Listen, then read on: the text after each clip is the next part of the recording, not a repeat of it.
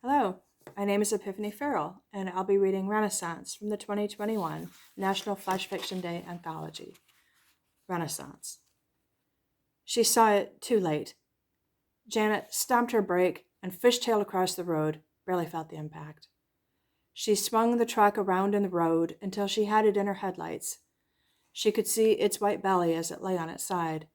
She hoped it was dead. She didn't have anything with her she could use to kill a deer. She got out and tiptoed around to the front of the truck, shivering in the cold rain. She ventured closer to the animal, and then she just stood there, staring. It wasn't that she didn't know what a unicorn looked like, but who expects to hit one on a rural highway in Michigan? Maybe it was a hybrid of some sort, she thought, or someone's pet.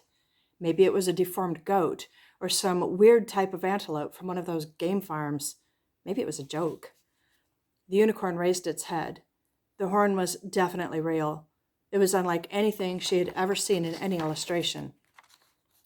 There was no one around to help, not for miles. Janet hoped her cell phone was charged.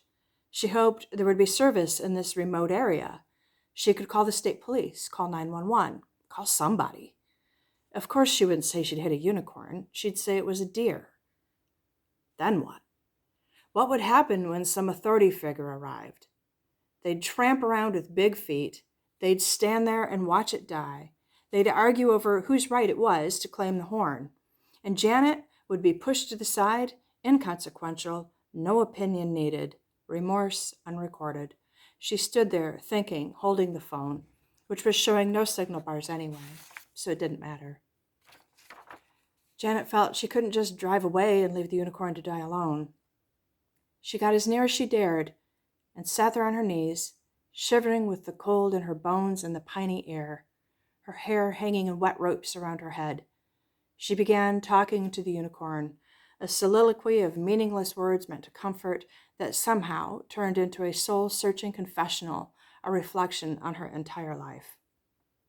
The unicorn seemed to draw it all out of her, like sucking poison from a snake bite.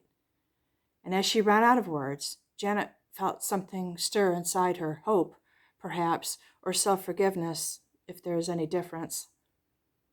The unicorn lowered its head. Janet touched it gingerly and felt that it was growing cold. The unicorn laid its head in her lap. Janet put her arms around that noble head, rested her forehead against its cheek, and cried as the life slowly left the unicorn. The moon was gone and the sky was a flat gray. She held the unicorn's head as it died. At that moment, there was nothing else to do. Thank you.